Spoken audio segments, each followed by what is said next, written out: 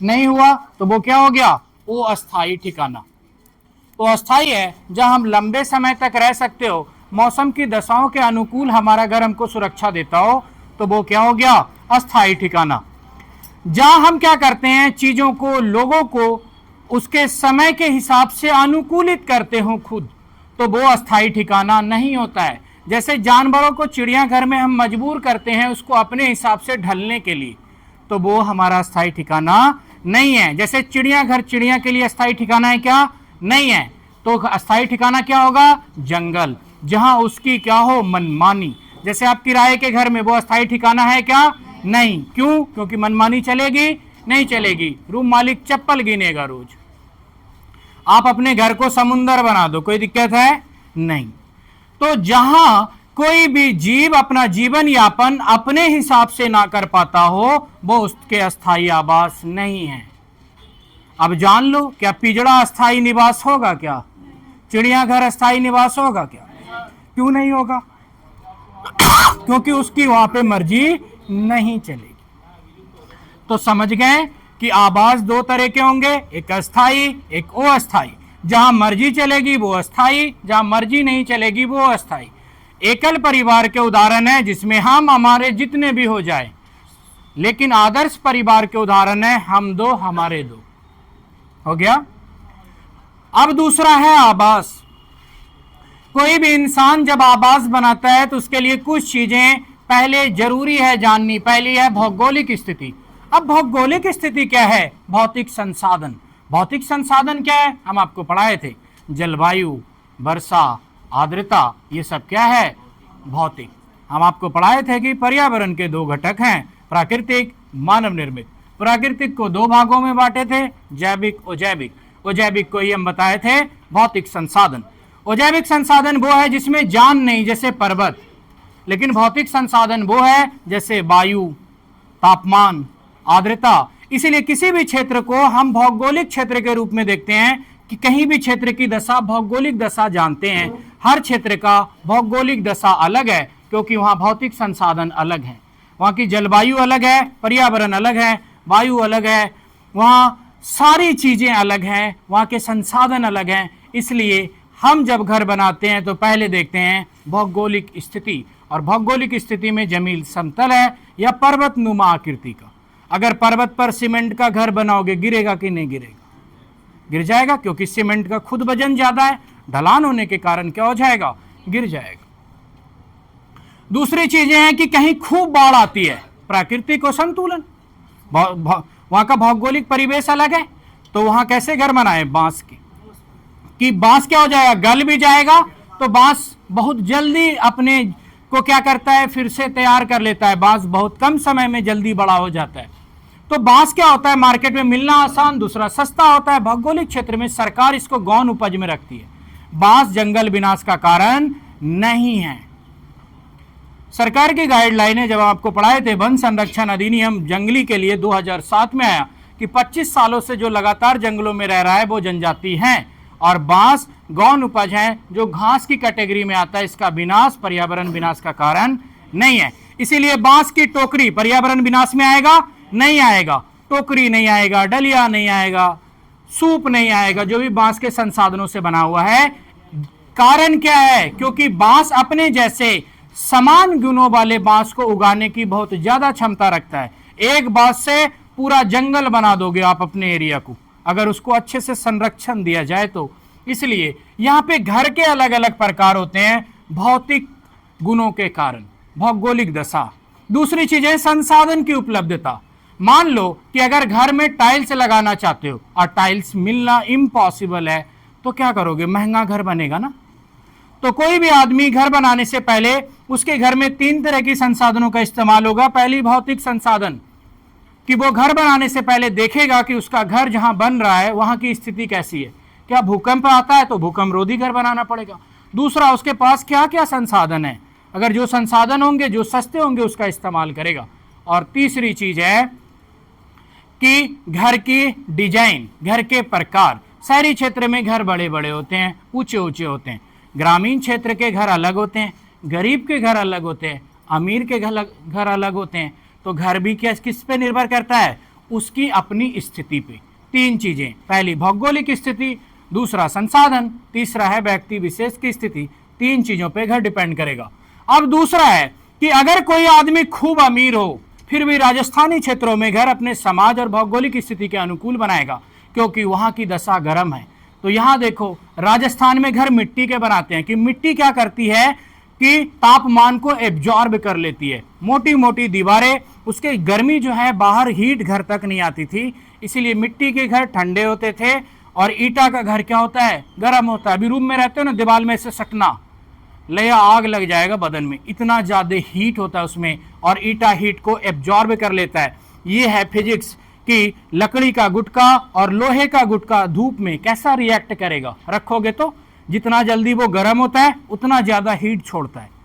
आप किसी लोहे के गुटके को रख दो बाहर और लकड़ी का, दोनों को छूना, लोहे को छू नहीं पाओगे, इतना ज्यादा गर्म हो जाएगा। तो जो जितना जल्दी धूप को एब्जॉर्ब करता है वो उतना जल्दी रिफ्लेक्ट भी करता है। और ये मिट्टी के घर जल्दी एब्जॉर्ब भी नहीं करता, रिफ्लेक्ट भी नहीं करता, इसलिए तापमान वाले क्षेत्रों में हम प्रायः मिट्टी के घर बनाते हैं। मिट्टी के घरों की विशेषता है मेंटेनेंस लगती है, नीपना पड़ता है, नीपने के लिए गोबर का इस्तेमाल करते हैं। और यहाँ क्या है, कैक्टस कटीले बन पाए जाते हैं। तो हमारे यहाँ धान होता है तो धान का छप्पर छान लिए निरुआ का, तो ये लोग क्या करता है, कैक्टस के कांटेदार झाड़ियों का छप्पर बनाता है। तो यहाँ से पॉइंट बन जाता है कि छप्पर कांटेदार कहाँ इस्तेमाल किए जाते हैं, राजस्थान। दीवारें मोटी कहाँ होती है, राजस्थान। मिट्टी के घर कहाँ बनाए जाते हैं, राजस्थान। मिट्टी को नीप के घर कहाँ बनाया जाता है, राजस्थान। गोबर का इस्तेमाल कीड़े मकोड़े के लिए कहाँ किया जाएगा, राजस्थान। टाइल्स पे गोबर नीपोगे क्या, नहीं नीपोगे। दूसरी चीजें हैं, जो घर बनाता है कच्ची का, उसमें लकड़ियों का इस्तेमाल होता है, फल्ली का, चौखट का। तो यहाँ कीकर और नीम के वृक्ष की थम का यूज किया जाता है ताकि कीड़े मकोड़े ना लगे, क्योंकि जहां मिट्टी का यूज होगा वहां दीमक लगने के चांसेस ज्यादा हो जाएंगे ना, इसलिए जहां मिट्टी होता है वहां दीमक लगेगा कि नहीं लगेगा। तो इसलिए यहां नीम या कीकर के लकड़ी यूज किए जाते हैं। अगला है बांस या लकड़ी के घर। भारत में सबसे ज्यादा वर्षा होती है, असम में नहीं होती। सबसे ज्यादा दुनिया में वर्षा होती है मेघालय में। मेघालय का मासिन राम कीप नुमा आकृति, जहां 3 पर्वत पाई जाती है, गारो, खासी, जयंतिया, इन सब की कीप आकृति के कारण वो वहां मानसून को घुरा देता है। दक्षिण पश्चिम मानसून से सबसे ज्यादा भारत के नॉर्थ ईस्ट में वर्षा होती है। अब नॉर्थ ईस्ट में कौन सी हो गया, असम भी हो गया। तो क्या होता है कि वर्षा जब ऊपर से नीचे की ओर ढलान के तरफ आती है तो बहुत तेज धारा बना लेती है। ब्रह्मपुत्रा नदी में यहीं पर एक नदी निकलती है जो ब्रह्मपुत्रा में जाकर के मिल जाती है, जिसको हम बोलते हैं तीस्ता नदी। तो असम से निकलती है, बहुत तेजी से मिट्टी का कटाव करती है। नहीं आ रहा आवाज, अब आवाज बढ़ा, माइक में सब चीज तो बढ़िया चल रहा है। 1 मिनट चेंज कर देते हैं। ईवीएस क्या होते हैं, बहुत ज्यादा बड़ा एरिया हो जाता है, बहुत ज्यादा कंटेंट इसमें होता है, इसलिए हम कहते हैं कि आप कोई क्लास आप अब्सेंट कर दो, ईवीएस क्लास अब्सेंट नहीं करना, क्योंकि अभी हम आपका टेस्ट भी लिए होंगे, लगता होगा अटपट अल्टर क्वेश्चन अभी भी बिठा गया होगा। बिठाया कि नहीं बिठाया, बैग बोलने लगा देखो। इसीलिए कहता है ना कि संसाधन बुरे नहीं होते। और हम आपको पर्यावरण में पढ़ाएं, कुदरत की द्वारा बनाई हुई कोई भी चीज मनहूस नहीं है या बेकार नहीं है। अगर बेकार होती तो वो यहां उसको बनाता ही नहीं। तो हम लोग ये देखें कि बांस के घर असम में क्यों बनाए जाते हैं। आंसर असम लेता है, लेकिन नॉलेज की बात है, बांस के घर लगभग नॉर्थ ईस्ट में बनाए जाते हैं। अब नॉर्थ ईस्ट में बांस के घर क्यों बनाए जाते हैं। बांस जो होते हैं वो सदाबहार वन है, विषुवतीय क्षेत्रों में पाए जाते हैं जहां ज्यादा वर्षा होती है। ये वहां पाई जाती है जहां ज्यादा वर्षा होती है, जमीन नमी आर्द्रता हो। नमी वाले क्षेत्र में क्या होती है, ये अपने जैसा केपी तुरंत बाहर निकाल देता है नमी के कारण। इसलिए नॉर्थ ईस्ट में बांस बहुत सस्ते होते हैं, इसलिए लोग घर बांस के बनाते हैं। और सबसे ज्यादा इसकी विशेषता कहां दिखती है, असम में, क्योंकि बांस ऊंचा होता है। 10 से 12 फीट ऊंचाई पर इसके पहले फर्श बनाए जाते हैं ताकि पानी आसानी से निकल जाए। टूट गया भी तो दिक्कत नहीं है, मचान जैसे घर बनाए जाते हैं। ये है उसका एक उदाहरण। दिख रहा है आपको, चचरी जैसा थोड़ा बहुत दिख रहा होगा। तो यहां पे 2 पॉइंट बनता है। बांस की लकड़ी का घर कहां बनते हैं? असम। और असम नहीं रहा तो नॉर्थ ईस्ट। असम तो रट के बैठे हैं, असम आया तो ठीक, नहीं आया तब नॉर्थ ईस्ट। असम कहां है? नॉर्थ ईस्ट में, उत्तर पूर्वी भारत।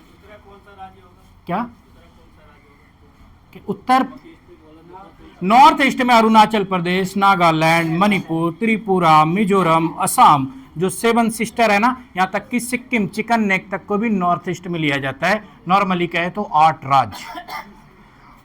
इसीलिए होता है कि वहां पे बोला जाता है झूम कृषि भारत में कहां होती है? नॉर्थ ईस्ट में। क्यों होती है? क्योंकि अत्यधिक वर्षा के कारण जमीन लेटेराइट हो जाती है और लेटेराइट मृदा की उत्पादन क्षमता कम होती है। लेटेराइट की उत्पादन क्षमता कम होती है, इसलिए झूम के घूम के चलवासी लोग जलाया आग और उगाया उसी के अवशेषों में। और हम लोग मारते हैं कहां? मिजोरम, लेकिन पूरे नॉर्थ ईस्ट में, क्योंकि वहां की पूरी वर्षा होने के कारण अपर्दन अपेक्षण जैर हो जाता है। मृदा की ऊपरी परत जो उपजाऊ है वो बह जाती है। आप अपने खेत में खाद छींटे, रात में वर्षा हो गया, नहीं देखते हो बाप दौड़ता हुआ जाता है रात में कि सब क्या हो जाएगा? बह जाएगा। तो इस यही के कारण नॉर्थ ईस्ट में कृषि भी प्रभावित है और यहां घर भी बनाए जाते हैं उसी के हिसाब से। तो जो जमीन से कितने फीट ऊंचे होते हैं? 10 से 12 फीट। असम को पुराने जमाने में ब्रिटिश ईस्ट इंडिया कंपनी जब भारत आई थी तो इस असम को वो यूज करते थे असोम, और पूरा नॉर्थ ईस्ट असोम का हिस्सा था और ये बंगाल प्रेसिडेंसी के अंदर आता था। और आज क्या हो गया? ये असोम को कई भागों में बांट दिया गया और आज ये नॉर्थ ईस्ट का एक हिस्सा है जिसका नाम है असम। तो पहले इसी को क्या बोलते थे? असोम। यहां अत्यधिक बारिश होती है, घर बांस के बनाए जाते हैं, 10 से 12 फीट ऊपर होते हैं और यहां बांस ज्यादा उत्पादन होते हैं क्योंकि अत्यधिक वर्षा में बांस की उपलब्धता और जो वृद्धि है वो तेज हो जाती है। जैसे जो विषुवत रेखीय है, जहां खूब तापमान, खूब वर्षा होती है, वहां गौन उपज ज्यादा होते हैं। जड़ी बूटी, बांस, घास, ऐसे अल्टर पल्टर सामान ज्यादा होते हैं। जैसे बारिश के समय में घर से दिल्ली चलाओ, आओगे तो लगेगा घर है कि जंगल है। देखे हो आंगन कभी? क्यों? क्योंकि बरसात में गौन उपज की वृद्धि तेज हो जाती है, आंगन में अनकट, अंडी, फालतू सब चीज भर जाएगा। यही है, इसको बोलते हैं गौन उपज। जंगल विनाश का कारण नहीं है। अब है पत्थर या लकड़ी के घर। पत्थर या लकड़ी के घर प्रायः लद्दाख या इसी क्षेत्र में, मनाली वाले क्षेत्र में बनाए जाते हैं, जहां क्या हो कि इसकी विशेषता ज्यादा हो। पर लद्दाख और मनाली में थोड़े से अंतर हैं। लद्दाख में बोट वाले घर पाए जाते हैं, मनाली में उसके फर्श पर क्या होती है? लकड़ियों की कारीगरी की जाती है और नीचे बकरी रखी जाती है। कोई नहीं, मास्टर क्लास आएगा ना तो इसका भी जान निकल गया। तो अब हम अपना जान दिखाते हैं, लेकिन इसको खत्म करके ही भेजेंगे। पत्थर या लकड़ी के घर लद्दाख में एक विशेषता है कि लद्दाख में नाव का इस्तेमाल किया जाता है।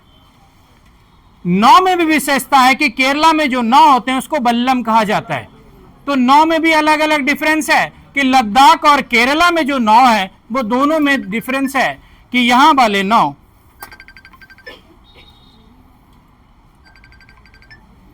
चलो इसको भी सुला दिए, फिर भी बोल रहा है नहीं, फ्लाइट मोड में डाल दिए, फिर कैसे बोल रहा है? पगलाया नहीं। अब यहां देखो क्या होते हैं कि लद्दाख और केरला राज्य में जो नाव बनाए जाते हैं उसका स्टैंडर्ड अलग होता है। लद्दाख वाले में नक्काशी नुमा बनाई जाती है और वह सिंपल होती है। पत्थरों के घर मनाली में भी बनाए जाते हैं, लद्दाख में भी बनाए जाते हैं। तो मनाली वाले घर जो होते हैं उसमें विशेष प्रकार की जो फर्स्ट मंजिला इमारत होती है उसमें लकड़ी का इस्तेमाल और बकरी रखने के लिए किया जाता है। जब हम वहां पे देखेंगे इस पर बात करेंगे। अब है ईंट के मकान, ऊंची इमारतें। ईंट के मकान, ऊंची इमारतें मैदानी क्षेत्र में बनाई जाती है जहां जमीन बराबर हो, और अगर जमीन बराबर नहीं होगी तो ईंटा एक दूसरे पर रखा हुआ होता है। तनी सी भी भूकंप आया तो सबसे पहले घर टूटता है, ईंटे का घर। यहां पर इस प्रकार के घर समतल क्षेत्र में पाए जाते हैं जो बराबर हो, थोड़ा सा भी झुका होगा ना ईटा का घर बैलेंस नहीं रहेगा, भड़क जाएगा। ये एक मंजिला से बहुमंजिला इमारतों को बनाया जाता है ईंट नुमा संरचना समतल वाले क्षेत्र में।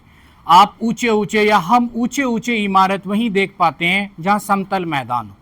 ढलान वाले में क्या हो जाएगा कि फिजिक्स पढ़े होगे कि उसका जो टेंजेंट और टॉर्क होता है, पुली नुमा संरचनाएं होती है, फोर्स ऑफ ग्रेविटी नीचे लगेगा तो घर क्या हो जाएगा, सीधा नहीं रह पाएगा। क्योंकि घर हमारा क्या होना चाहिए, स्ट्रेट होना चाहिए। फोर्स ऑफ ग्रेविटी नीचे लगाएगा, पैरेलल एक टॉर्क लगेगा, घर नीचे गिर जाएगा। आज गिरे कल गिरे तो भूकंप रोधी घर नहीं बन पाएगा। तो हम समतल नुमा संरचना वाले क्षेत्र में बनाते हैं ऊंचे ऊंचे मकान, जैसे दिल्ली, उत्तर प्रदेश, बिहार, इन सारे क्षेत्रों में। ये मैदानी क्षेत्र है। मैदानी क्षेत्र का मतलब ये होता है जहां मैदान समतल नुमा आकृति हो। इसलिए जो समतल नुमा आकृति नहीं होती है, हम उस प्लॉट को ईंटे का घर बनाने से पहले समतल बना देते हैं। गाड़ी से मट्टी भरवाते हैं, फिर उसमें घर बनाते हैं। अगर ऊंचा गड़ा घर रहा तो घर गिर जाएगा। अब है बर्फ के घर इग्लू। जनजातीय क्षेत्र में एक जनजाति है अफ्रीका की जिसको बोलते हैं एक्जिमो जनजाति। अफ्रीका की एक्जिमो जनजाति अफ्रीका के ठंडे क्षेत्रों में रहती है। बहुत बच्चा कहेगा कि सर अफ्रीका और ऊपर से बर्फ, इंडिया, जम्मू कश्मीर, ऐसा थोड़ी है। हमारे यहाँ केरला जहां खूब ज्यादा गर्मी पड़ती है और कहीं क्या होती है, खूब बर्फबारी होती है, जैसे जम्मू कश्मीर। तो हम अगर किसी देश की बात करते हैं तो उस एक क्षेत्र की बात नहीं कर रहे। जैसे साउथ अफ्रीका की टीम देखे, गोरे गोरे है, आता है कि नहीं आता है? तो ऐसा नहीं है। लोग सोचते हैं अफ्रीका मतलब काला, अफ्रीका मतलब गरीब। तो अफ्रीका मतलब एक देश नहीं, अफ्रीका मतलब एक महादेश जिसके अंदर बहुत देश है। दुनिया में सबसे ज्यादा देश है अफ्रीका महादेश में। हमारा एशिया मतलब क्या, चाइना भी इसी में, जापान भी इसी में, सारे इसी में आ गया ना। अफ्रीका मतलब महादेश, अफ्रीका मतलब अफ्रीका महादेश में भी एक देश है। तो हम यहाँ की बात कर रहे हैं कि अफ्रीका महादेश में ही एक जनजाति रहती है। अब जनजाति किसको बोलते हैं? जो जंगलों में निवास करते हैं। और भारत सरकार की क्या गाइडलाइन है, 25 साल से जो जंगलों में रह रहा हो वही जनजाति होगा। इन्हें की बाप माँ से झगड़ा किए चले गए जंगल, परसों से जनजाति हुआ करने लगे।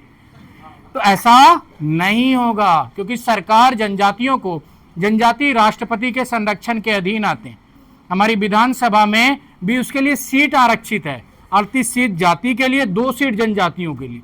सोच लो, इतना इंपॉर्टेंट है भारत में जाति जनजाति। तो यहां पे क्या है, आप जनजाति नहीं बन सकते। यहां एक जनजाति की बात है, एक जीमो जनजाति। एक जीमो कहां की है, अफ्रीका की। और एक जीमो क्या है, एक जनजाति। और एक जीमो जनजाति अफ्रीका देश में अपने घर को बनाती है और एक खास विशेष घर होते हैं जो बर्फ का होता है। अब सवाल यह है कि बर्फ के घर पिघलते क्यों नहीं? क्योंकि कोई भी संसाधन किसी अपनी अवस्थाएं तब बदलता है जब भौगोलिक दशा बदलती है। फ्रिज में आइसक्रीम पिघलता क्यों नहीं? क्योंकि वहां की स्थिति वही है, दशा वही है ना, ठंडा है। तो यहाँ के घर क्यों नहीं पिघलते? यहाँ की स्थिति ऐसी। बहुत आदमी कहेगा सर घर बना लिया, बर्फ का पिघल गया, तो पिघल जाता तो बनाता ही क्यों, है ना। यहाँ पिघलेगा ही क्यों? क्योंकि यहाँ तापमान क्या होते हैं, माइनस में होते हैं, तब तो बर्फ के घर बनाए ना। अब दूसरी बात है, जब तापमान माइनस है, ऊपर से बर्फ में रहता है, पागल तो नहीं है ना। तो विद्युत, ये जो बर्फ जो होते हैं उष्मा के कुचालक होते हैं। इसके अंदर जो आदमी सोएगा उससे जो भाप निकलेगी ना, वो अंदर में स्टोर हो जाएगी। आप जब रजाई में जाते हो, कुहरने लगते हो, धड़ाधड़ सांस छोड़ो, गर्मा जाएगा रजाई, कंफर्टेबल। उसमें एक आदमी और ले लो, नहीं काम की बात है, एक आदमी और ले लो, उसकी स्थिति और अनुकूल हो जाएगी। होगी कि नहीं होगी? इसलिए ये जब क्या होता है, अंदर से हीट हो जाता है, तो ये हीट को एब्जॉर्ब नहीं करती, जैसी हमारी दीवारें हीट को एब्जॉर्ब करती है। अगर घर गर्म हुआ तो दीवार गर्म होगा। ये क्या होती है कि उष्मा की क्या होती है, कुचालक होती है। कुचालक का मतलब क्या होता है? जैसे लोहे में इलेक्ट्रिसिटी चलती है, उसको बोलते हैं चालक। लकड़ी में नहीं चलती, यानी कुचालक। इसीलिए बर्फ क्या होता है, उष्मा का कुचालक होता है, गर्मी को बर्फ अपने अंदर समाहित नहीं करेगा, यानी वहां की दशा, भौगोलिक दशा चेंज होगी ना, गर्म होगी। इसलिए एग्जिमो जनजाति के द्वारा बर्फ का घर बनाया जाता है जिसको नाम दिया गया है इग्लू। इग्लू क्या है? घर है। कौन बनाते हैं? एग्जिमो जनजाति। कहां बनाते हैं? अफ्रीका के बर्फीले क्षेत्रों में। और ये कैसा होता है? गुंबदाकार, तो रटने की जरूरत नहीं है। ये है इग्लू घर, दिख रहा है कैसा होता है? गुंबदाकार। काम खत्म। असम में घर कैसे बनाए जाते हैं? लकड़ी के। जमीन से कितना फुट? 12 फीट ऊपर होते हैं। क्यों ऐसा है? तो वहां बारिश बहुत ज्यादा होती है, बाढ़ ज्यादा आती है। राजस्थान में घर किसके बनाए जाते हैं? मट्टी के घर बनाए जाते हैं। कांटा रखी जाती है, गोबर से नीपा जाता है ताकि कीड़े मकोड़े ना आए। कीकर और नीम के वृक्ष का जो फल्ली है उसको यूज किया जाता है। अब आ गया हाउस बोट। ये दिख रहा है हाउस बोट जैसे आया, यानी कश्मीर लद्दाख वाले क्षेत्रों में, क्या कि यहाँ 2 झील है जिसका नाम है डल झील, बुलर झील। मीठे पानी की भारत की सबसे बड़ी झील जम्मू कश्मीर में पाई जाती है जिसका नाम है बुलर झील, सेकंड है डल झील। भारत में बहुत ज्यादा झील है, जैसे चिल्का झील खारे पानी की झील, सांबर झील राजस्थान खारे पानी की झील। तो ये 2 झील है।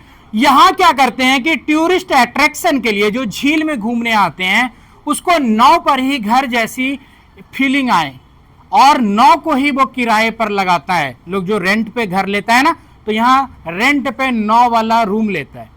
और ये हो गए घर, और इसमें जो नक्काशी की जाती है इस घर में अच्छा लगने के लिए उसको बोलते हैं खत्म बंद। तो केरला और यहाँ के जो नाव होते हैं वो डिफरेंट इसलिए है कि यहाँ नाव वाले घर होते हैं, वहां केवल नाव होते हैं। इसीलिए नौका दौड़ केरला में होती है, यहाँ नहीं होती, क्योंकि ये घर भारी होते हैं, डूब जाएगा ना। तो वहां क्या होते हैं? नाव होता है ट्रैवल के लिए, और यहाँ नाव होता है टूरिस्ट के लिए। वहां नाव होता है एक स्थान से दूसरे स्थान जाने के लिए, जिसमें यात्री में पढ़ेंगे हम। और यहाँ क्या होते हैं? आवास। तो इसमें जो आवास बनाए जाते हैं, नाव के ऊपर नक्काशी करके घर बनाया जाता है, उसको बोलते हैं हाउस बोट। कहाँ? कश्मीर में। और ये घर बनाने के लिए जो नक्काशी, जो डिजाइन किया जाता है उसको बोलते हैं खत्म बंद। और यहाँ जो नॉर्मल बोट होती है उसको बोलते हैं डोंगा, और जो केरला में होती है उसको बोलते हैं बल्लम। हो गया? केरल वहां बोलते हैं वहां, तो यहां क्या बोलते हैं? डोंगा बोलते हैं, जो सिंपल नाव होते हैं। और जो हाउस बोट होते हैं तो वो क्या हो गया? House boat. और जो नक्काशी की जाती है उसको क्या बोलते हैं? खत्म बंद। दिमाग में रहा कुछ? बांस के घर कहां? असम। यहां खत्म बंद नक्काशी के लिए इस्तेमाल किया जाता है। जम्मू कश्मीर में हाउस बोट पर जो नक्काशी की जाती है उसको बोलते हैं खत्म बंद। जैसे आपको बताए थे, रेबो इस्तेमाल किया जाता है टेंट के लिए, जो याक के बाल से बनाया जाता है। चांगपा जनजाति बनाता है टेंट को। चांगपा जनजाति याद है कहां था? पहाड़ी क्षेत्र। किस राज्य में? लद्दाख। हांगकांग में तो एक ही चीज आता है जिसको बोलते हैं सांप को जो वो खाता है, उसकी रेसिपी बना के हांगकांग में, उसका प्रिय व्यंजन। और तो कुछ नहीं आता हांगकांग से। यहाँ टेंट देखो, ये लोगों का अस्थाई निवास नहीं है, क्या है? अस्थाई निवास।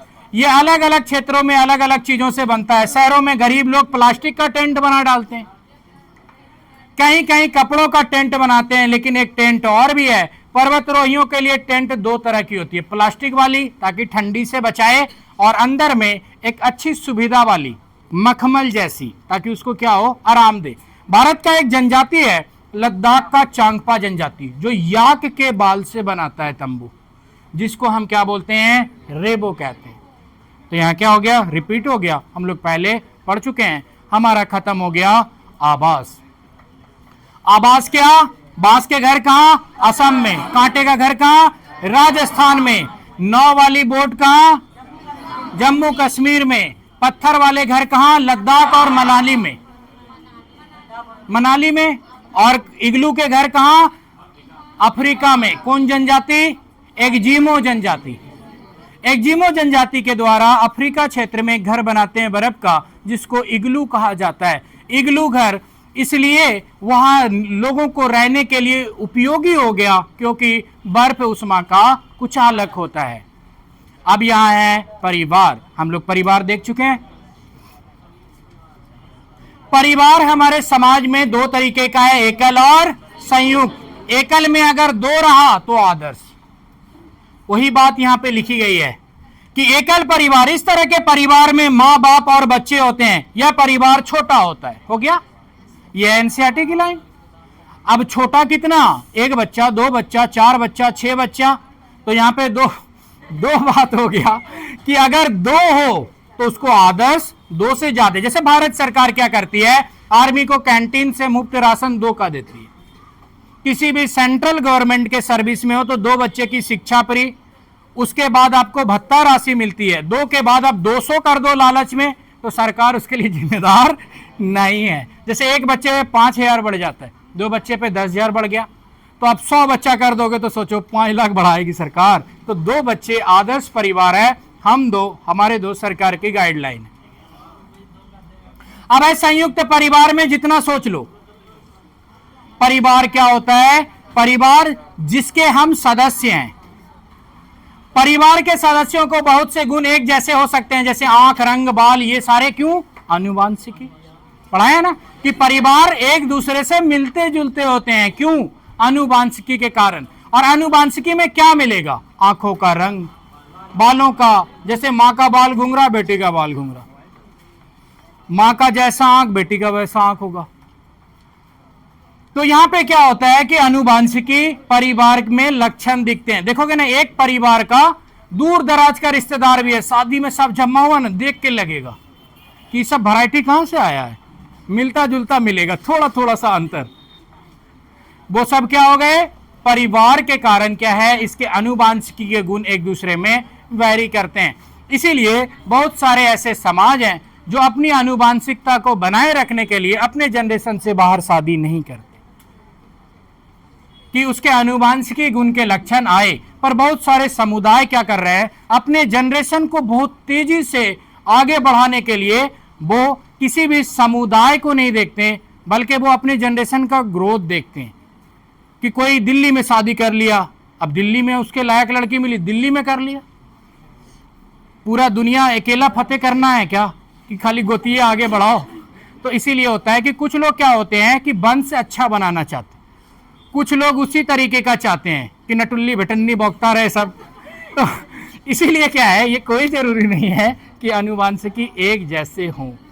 ये पुरानी सोच थी कि अच्छा खासा लड़का को पकड़ा दिया अब जबरन कि तुमको करना पड़ेगा, कहे कि मेरी नतनी है, हम इसको जीवन मरण का कसम दिए, करना पड़ता था। अब वैसा नहीं है। इसलिए पुराने जमाने के लोगों में आनुवांशिकी के लक्षण ज्यादा दिखते थे। देखोगे ना, सब एक जैसा चूहा की तरह दिख रहा है, या तो सब एक जैसा एकदम फ्रेश। ऐसा ही होता था कि अच्छे परिवार के जेनेटिक एक जैसे चले गए। अब उसका परिवार गोरा बाला हो गया, इसका काला। अभी चाहता है कि इससे करे ताकि क्या हो, जनरेशन चेंज हो, कलुआ से करने नहीं चाहता है। प्रॉब्लम यहां हो जाता है। इसलिए क्या हो गया, समाज से ये विचारधाराएं अलग हो गई। अब है आनुवांशिकता, पढ़ाए हैं आपको। आनुवांशिकता के थ्योरी दिया था, मेंडल आया था मटर के पौधे से। जब हम आपको वहां पढ़ाए तो ज्यादा बकवास नहीं किए। हम आपको बताया आनुवांशिकी का मतलब है एक पीढ़ी से दूसरे पीढ़ी में ज्ञान का हस्तांतरण, उसके लक्षण, उसके विचार। जैसे हम बताए थे, मेरे दादा का लक्षण मेरे बाप में आया और मेरे बाप का लक्षण मेरे में आया। भले हम लाख कोशिश कर ले, वो लक्षण निकलेगा ही निकलेगा।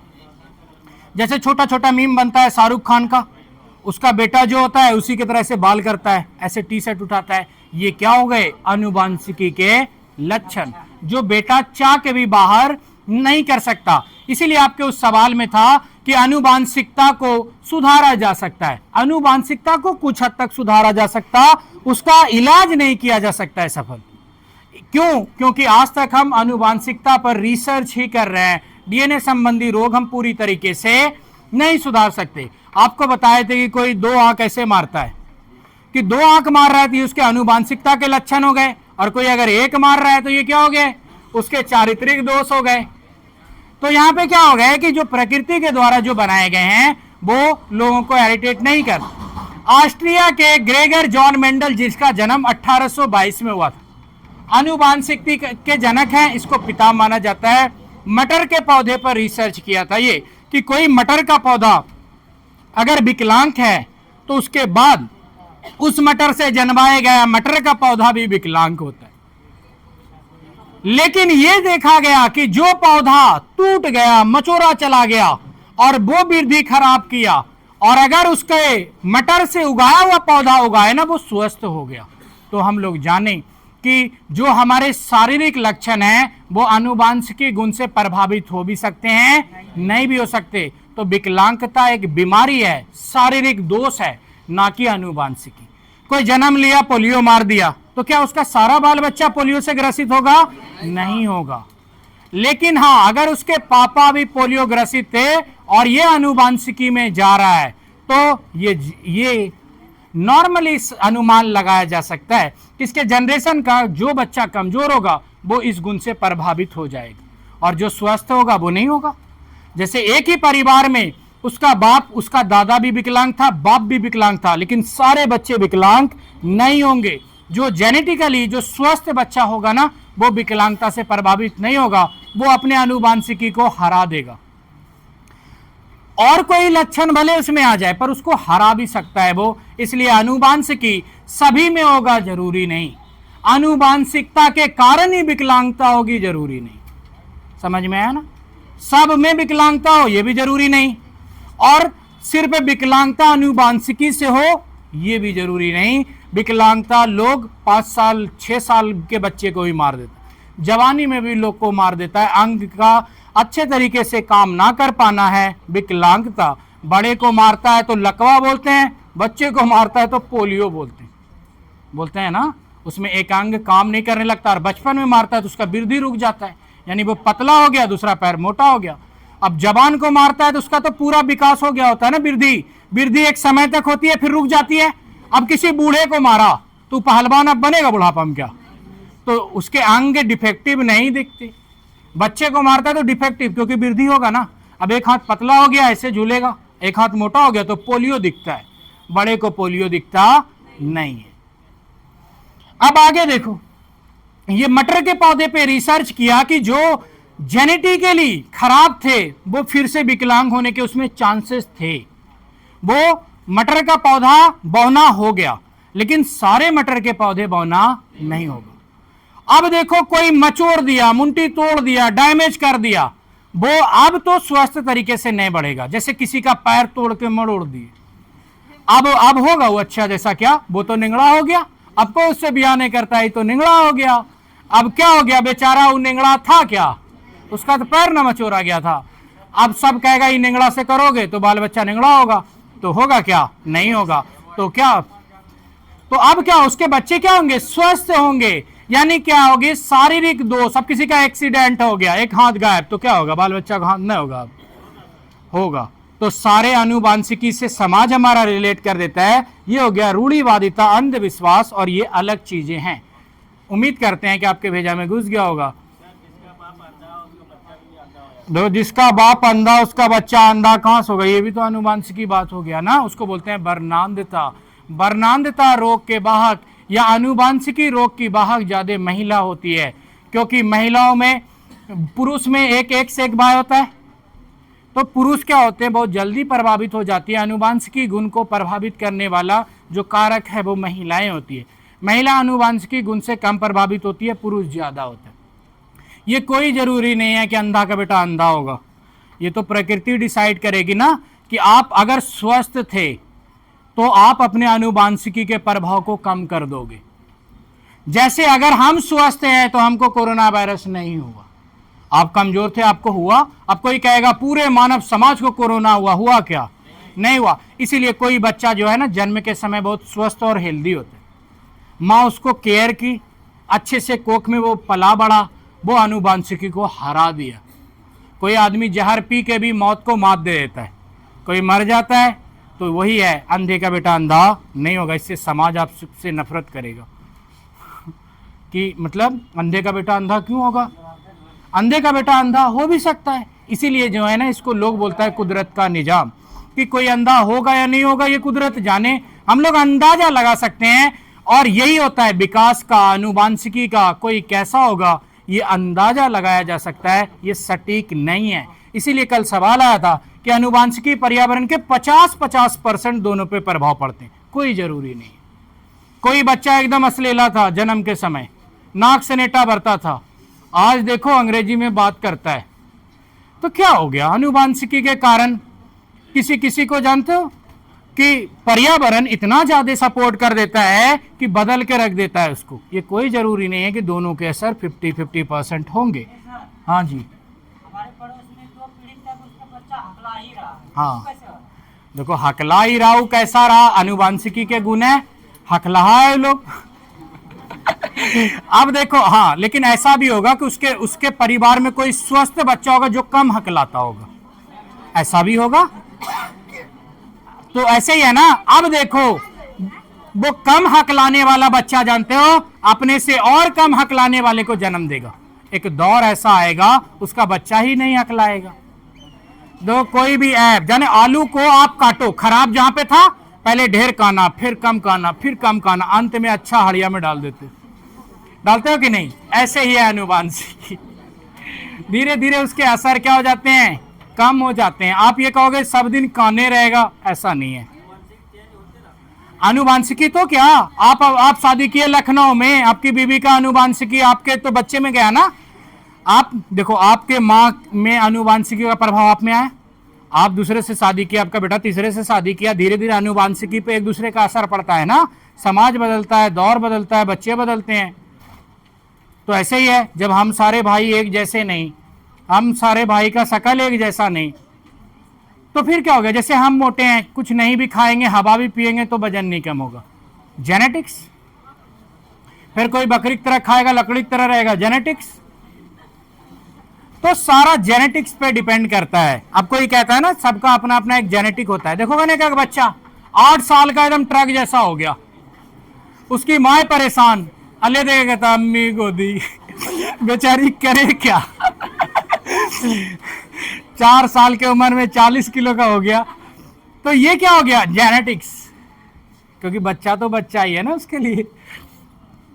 अब देखो परिवार में, अब यहां पे रक्त समूह के बारे में बात करते हैं। रक्त समूह है A B O, A B, 4 blood group है। इस 4 ब्लड ग्रुप में यहां पे डिपेंड ये करता है, मल्टीप्लिकेशन का थ्योरी है, आपको यहां पे सिखाते हैं। आज का क्लास यहीं पे इंड मारते हैं, आगे चलेंगे। कलम का क्या हुआ? साइड में है, कहाँ है? अच्छा, यहां। अब देखो, आपको एक चीज सिखाते हैं। देखो, ब्लड ग्रुप रिलेशन यहां से ईबीएस में आते हैं एक सवाल, और आए थे और हर बार आएंगे, इसकी कोई गारंटी नहीं। इसीलिए जो है ना, हम बोलते हैं बात क्लियर। यहां देखो, ब्लड ग्रुप कितने? 4, ए बी सी ने ए बी ओ। अब देखो, ये हो गए ब्लड ग्रुप 4। अब माँ का ब्लड है ए, मां का ए, बाप का बी, तो बच्चा जानते हो रिलेशन बनाएगा कि बच्चा का क्या होगा ब्लड, तो तो हम कुछ ही बताएंगे जब तुम ही बोलोगे। तो बच्चे का ब्लड ग्रुप या तो ए होगा, या तो बी होगा, या तो ए बी होगा। अब यहां पे सवाल आता है कि अगर मां का ब्लड ग्रुप ए है, बाप का ब्लड ग्रुप बी है, तो निम्नलिखित में से बच्चा के ब्लड ग्रुप नहीं होने की संभावना है ओ। क्यों? ये बना रिलेशन। तो अब यहां पे होगा कि बच्चे का ओ नहीं होने की संभावना क्या है? 25%, क्योंकि 3 तो हो गया ना 75, तो बचा कितना? 25। तो यानी ओ नहीं होने की संभावना क्या परसेंट? 25%। अब यहां पे देखो, अगर मां ए बी रहती और बाप ओ रहता, तब अब ए बी होगा, बी भी होगा, ओ होगा, पर आप देखो ए बी नहीं होगा, ए बी भी होगा, इसीलिए मिटा दिए हम, ओ भी होगा। देखो, ए भी हो सकता है, बी भी हो सकता है, ओ तो ओ होगा ही, और ए बी भी हो सकता है। यानी कि अगर मां ए बी है, या बाप ए बी है, या ओ है, तो सारे हो सकते हैं। ए भी हो सकता है, बी भी हो सकता है, ए भी हो सकता है, ओ हो सकता है।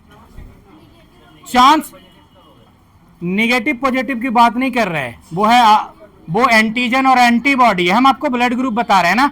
जैसे अगर मेरी मां ओ है, मेरा बाप ए है, तो जानते हो हम ओ या ए ही हो सकते हैं, ना तो ए भी होंगे ना तो बी होंगे, क्योंकि बी का रिलेशन बना क्या? नहीं बना।